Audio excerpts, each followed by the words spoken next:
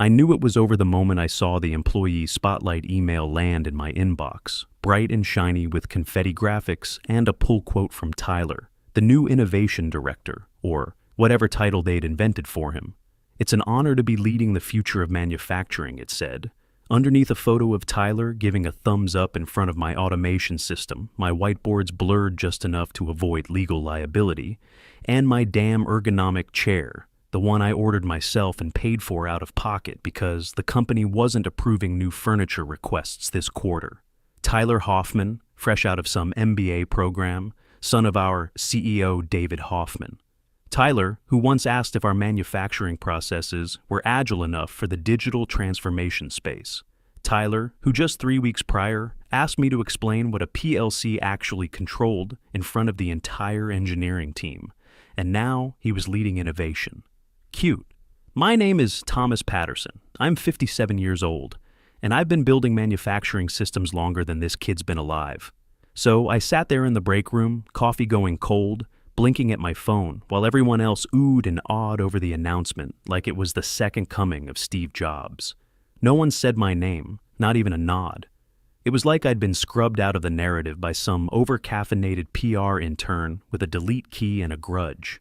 That morning, I'd already pushed 3 system updates to production, rewrote 2 safety protocols, and filed a proposal for something I knew damn well would save the company $300,000 annually.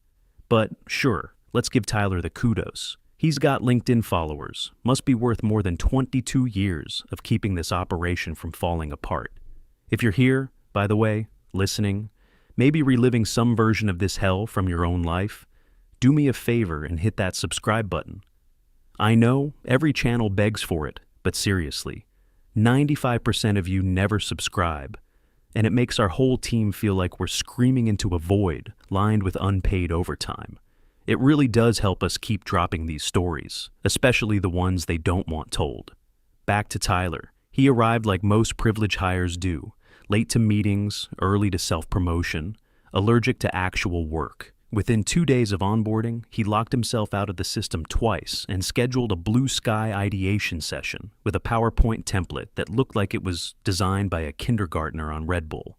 I showed up, so did the production team. Tyler did not.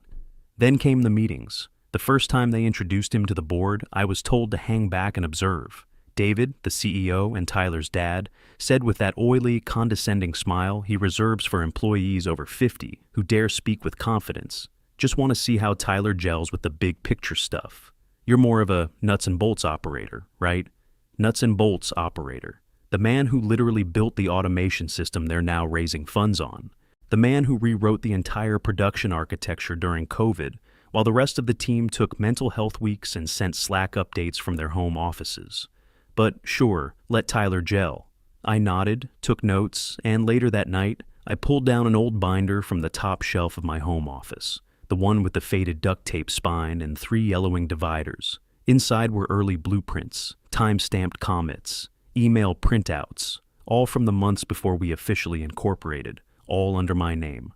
I flipped to the first divider. Tucked behind a USB drive was a post-it I barely remembered writing. It said, "In smudged pen, just in case." I smiled, not because I was angry, though I was, but because I'd seen this play out before. I'd worked too long in this industry not to recognize the arc. Experience builds, privilege gets the title. Experience supports, privilege gets the press. Experience questions, experience becomes difficult. I was already on step 3. HR had asked me just last week if I'd consider a generational awareness seminar to improve team dynamics. Translation: stop making Tyler look bad by knowing what you're talking about. So I leaned in, started saying less, watching more. I let Tyler bungle the production planning meetings. Let him misquote our specifications to investors. Let him send out a build with the test parameters still active, all while documenting everything. Timestamps, system logs, Slack threads. I created a personal vault on a separate drive, not out of spite, but out of muscle memory, because the longer you stay in the game, the more you learn. It's not the loudest person in the room who wins. It's the one who brings receipts, and mine had been baking for years. The first cut came disguised as a calendar update, strategic alignment meeting, core innovation roadmap. The kind of meeting I used to run. Now, I wasn't even invited. No email, no Slack ping, just a flicker on Tyler's screen as I passed his desk. The title visible between bites of his third protein bar of the morning. He caught me glancing and grinned like a golden retriever who just found a tennis ball. "Oh yeah," he said, wiping crumbs off his chin. "You're not on this one? It's just like high-level vision stuff, right?" "Right," I replied, not breaking stride. Wouldn't want to contaminate the vision with facts. He didn't get it. Of course he didn't. Then came the reassignments. Suddenly, I wasn't handling system architecture or production strategy. I was tasked with formatting maintenance reports and triple-checking inventory spreadsheets. "We just need someone with your attention to detail," Sarah Wells from HR said, as if she was handing me a medal instead of a mop. "And let's face it, Tom, no one organizes documentation like you." Documentation? That was rich, because while they were busy killing my career in slow motion, I was preparing theirs for burial. Still, I played along, nodded, smiled, went home, and created a private repository. I started logging everything, every deleted comment in our project management system, every minor tweak Tyler made to my specs, before pasting them into his presentations. I even began saving audio notes to myself, time-stamped summaries of decisions I wasn't allowed to make anymore, but was still cleaning up afterward. HR got involved soon after. A vague email requesting a quick sync turned into a 30-minute gaslighting opera featuring words like optics, feedback culture, and resistance to change. Apparently, someone on the team felt I came off as inflexible in a Slack thread about safety protocols. The irony. The thread in question had been me correcting Tyler when he suggested we could just optimize around the regulatory requirements until after the Series B. "I'm not saying you meant to be difficult," Sarah said, tilting her head like a middle school guidance counselor. "But in a modern workplace, adaptability really matters." I wanted to ask if adaptability mattered more than accuracy. If younger colleagues were ever asked to be more flexible when pointing out that, say, the production timeline was missing 3 critical steps. But I knew the answer, so instead I told her I'd reflect on the feedback and engage in more collaborative thinking. Then I walked straight to my desk and added a new folder to the vault, HR Communications. By the end of the week, Tyler had uploaded a presentation to the shared drive titled Q4 Innovation Pipeline. I opened it out of curiosity. Slide 1 was my system design, Slide 2, my exact workflow chart, Slide 3, my words, lifted straight from a technical specification I'd written 6 months prior. No edits, not even a font change. I stared at it for a full minute, wondering if it was even worth confronting him. Then I realized it wasn't theft, not in his mind. It was collaboration. I was just supporting the narrative. That's what they called it in meetings now. Everyone contributes. No one claims ownership, except, of course, when investors show up. Then it's all Tyler's baby. So I made my own slides, not for them, for me. I started tracking versions, saved comparison screenshots, watermarked originals, quietly downloaded every invoice that had my name attached to project budgets, every receipt for the equipment I purchased before we had proper funding. I exported system logs, annotated timelines, and documented dependencies they'd never untangle without me. I didn't know yet when I'd need it, but I knew one thing. This wasn't incompetence. It was strategy. They weren't overlooking me. They were replacing me slowly, deliberately, so it looked natural, like I'd faded out, drifted off, become irrelevant. But I hadn't faded. I hadn't drifted. I was watching, recording, waiting. Because they weren't just underestimating me. They were building their entire future on something they didn't legally own. And when the time came, I'd show them exactly how fatal that mistake would be. The server room was never locked. That's the thing. That always stuck with me. Not the betrayal, not the gaslighting, not even Tyler's brainstorm walls covered in stolen Post-its and business school buzzwords. No, what burned deepest was how little they cared about the infrastructure they were building their dreams on. It was all vapor and vibes with these people. They treated the company like a startup-themed escape room, energy drinks, standing desks, and optimism. Meanwhile, the real bones, the data, the early codebase, the buried architecture decisions that held the whole Frankenstein together, those were left unguarded, literally. So, I walked in at 9:48 p.m. on a Wednesday. Lights off, my badge still worked. No security cameras in that part of the floor because we never got around to phase 2 of the security upgrade. The hum of stacked servers welcomed me like an old friend, low and warm and mechanical. One of the few voices in that building that didn't lie. The hard drive I needed was easy to spot, still labeled in my handwriting from the early days. TP main backup, do not touch. And naturally, someone had touched it. The label was peeled halfway off, a coffee ring staining the corner. Tyler again, probably, or worse, someone even dumber. I plugged in my own encrypted drive and got to work. Methodical, quiet, precise. Core modules, early API builds, communications between me and our first angel investor, screenshots of Slack threads long deleted, backup versions of documents that had been edited for consistency by Tyler's invisible hand. I wasn't downloading company data. I was reclaiming my own work, years of it, buried under layers of team collaboration and revisionist history. While the files transferred, I sat cross-legged on the concrete floor and pulled up an old memory. October 14th, 2019, 1:07 a.m. My kitchen smelled like burnt ramen. The space heater under my desk kept shorting out the circuit. I'd just come back from my day job, consulting for a logistics firm, and I couldn't sleep. So I cracked open my laptop and started writing code. The first line became the first function, then a prototype, then a fragile little system that did something no one else in our space had done yet. It worked reliably, efficiently, on outdated hardware and spotty network connections. That was the night the company was born, though we didn't know it then. Back when it was just me, duct tape, a ThinkPad, and a dream I didn't even have the energy to name. I'd emailed a few colleagues that night with the subject line, "Finally cracked it." Attached was a zipped folder and a warning. Be gentle, still has bugs. I'd built it all before a single NDA was signed, before a single founder's agreement was drafted, before any of the Hoffman family had so much as bought a whiteboard. The idea, the architecture, the executable files, mine. And I had proof. I stood up, brushed off my jeans, and walked back to my desk. The drive now full in my pocket, a relic, a weapon. Back at home, I opened my inbox and typed a phrase I hadn't searched in years. Provisional filing, US 82XX. There it was, dated and sealed. A quiet little email from the USPTO confirming my ownership of the system architecture, the core logic, the very soul of the product they now called revolutionary. Filed under my name, not the company's, not the founder's, mine. I stared at that line of text, my lips curling into the first real smile I'd allowed myself in weeks. It wasn't just pride, it was justice in slow motion. I'd done it right. Back then, I didn't even know why. Maybe paranoia, maybe instinct. But I'd filed before anything was formalized, before the boys showed up with their buzzwords and burn rates.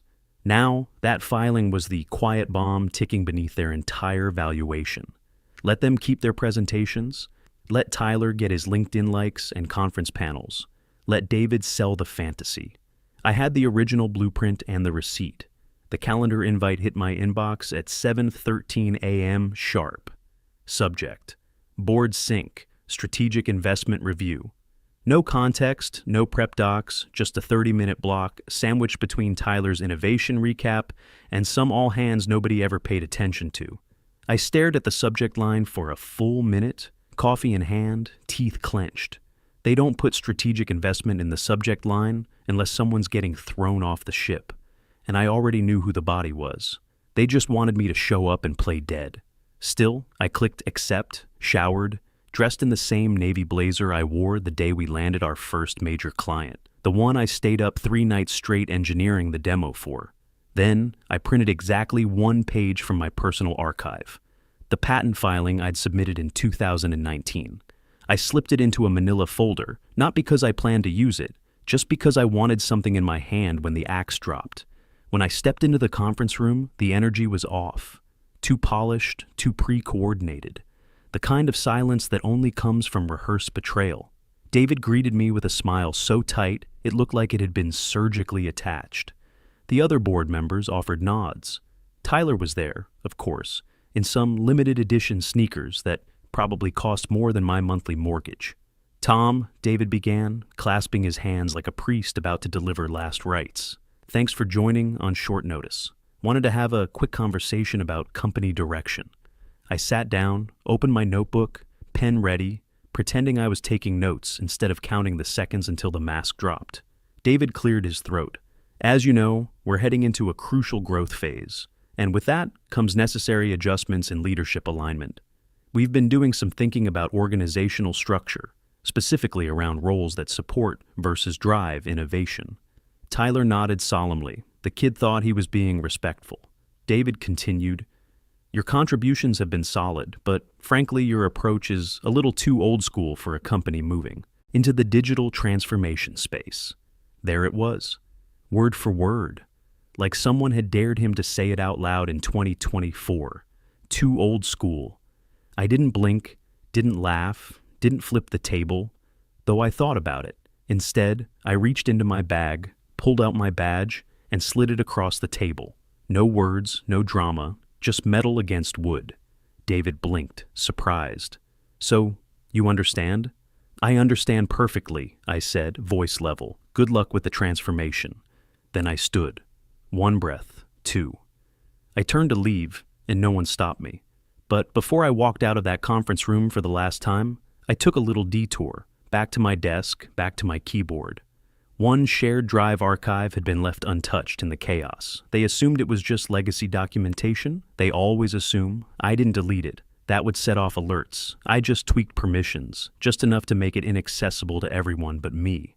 I logged the change manually to avoid triggering automated systems. No flags, no emails, just silence.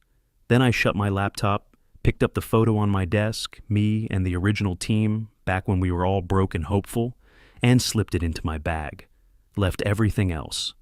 On the elevator ride down, my heart pounded like a war drum.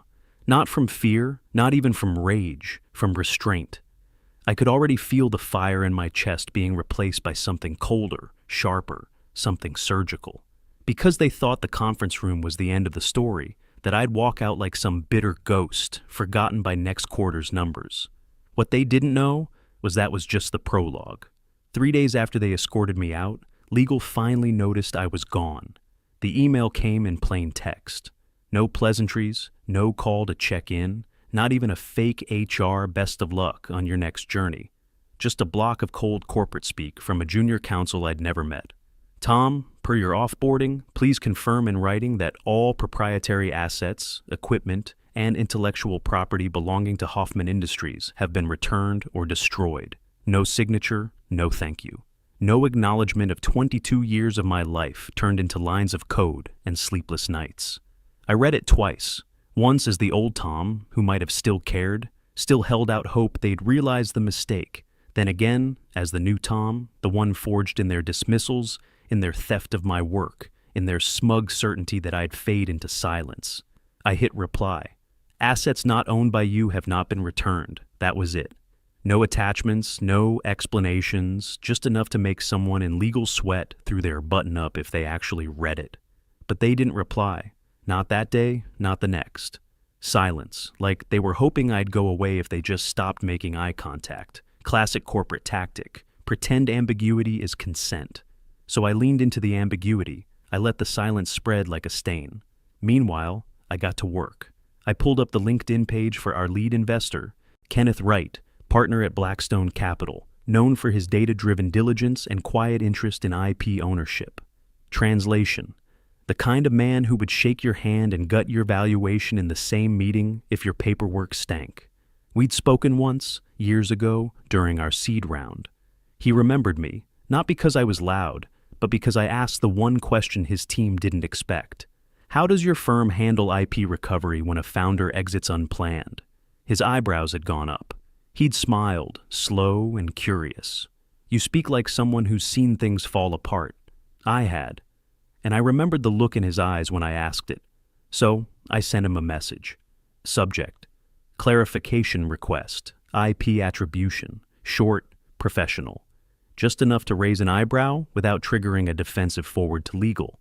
Hi, Kenneth. Hope this finds you well. There's a minor ambiguity in Hoffman Industries' IP documentation regarding foundational contributions.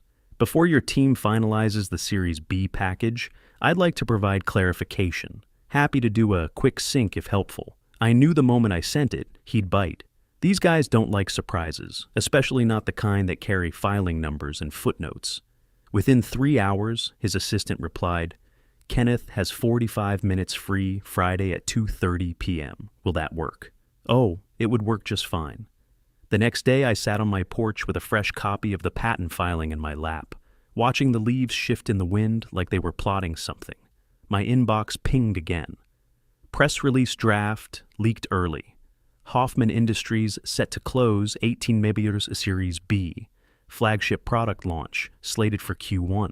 Tyler's name was in it as Chief Innovation Officer. No mention of me.